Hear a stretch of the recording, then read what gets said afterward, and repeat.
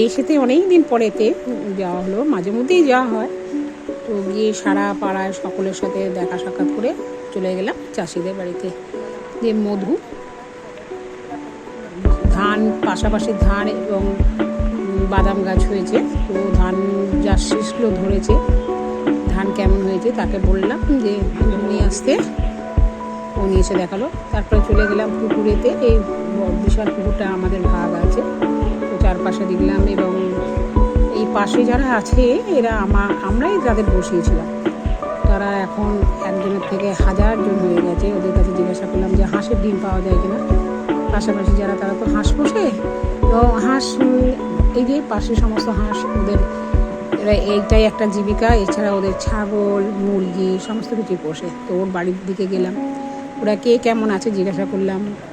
ওরা বেশ কিছু জন আছে দেশের মধ্যে যারা অনেক দিন পরে দেখার পরে তাদের শারীরিক কুশল জিজ্ঞেস করলো। এবং তার সে যে আস্তে আস্তে অনেক জমি বাড়িতে, সেটাও গল্প করলাম মধ্যে। তো এই পাশেতে নতুন হাঁস পুষেছে, সেগুলো তাদের নিজের মধ্যে কচকচ করছে। এই আওয়াজটা সাংঘাতিক সুন্দর। অনেকদিন পরে গেলে এই প্রাকৃতিক যে সৌন্দর্য তার মধ্যে এবং নিস্তব্ধতা, সেটা ভীষণভাবে ভালো লাগে আর কি।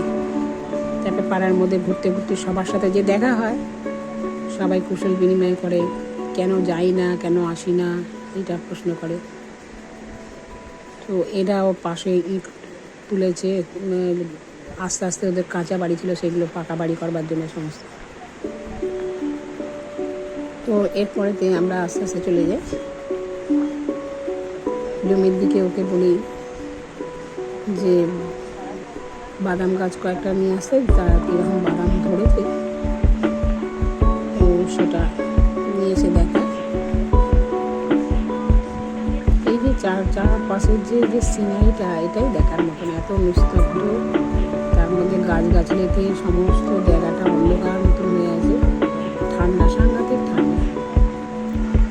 হাঁসগুলো রীতিমতো খেলা দেখাচ্ছে, একবার ঘরের দিকে, একবার পুকুরের দিকে। কোথায় যাবে ঠিক করতে পারছে না।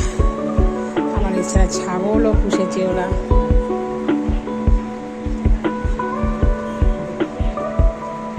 এই যে পাশাপাশি বাড়ি, এগুলো ছিল না। আস্তে আস্তে আস্তে আস্তে ওরা ওদের এরিয়াগুলো বাড়িয়ে নিচ্ছে আর কি। এটা মধু, এটা মধুর বউ। এরা ভীষণ ভালো, আমাদের একদম সব সারাক্ষণ কেয়ার রাখেন। আমরা দেশে গেলে ওরাই আমাদের পাশে সারাক্ষণ থাকে।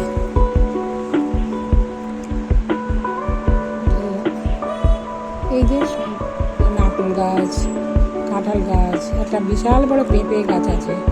বিশাল বড় বড় কুমড়োর মতন পেঁপে হয়। সেই পেঁপে থেকেই আমি ছাদেতে পেঁপে যেটা দেখিয়েছিলাম একবার, সেই পেঁপে এরাই দিয়েছিল। তো দেখতে থাকো।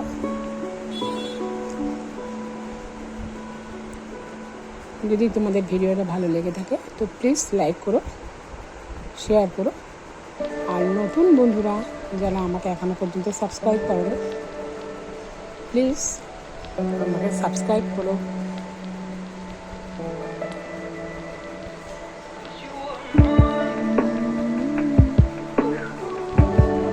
Thank you.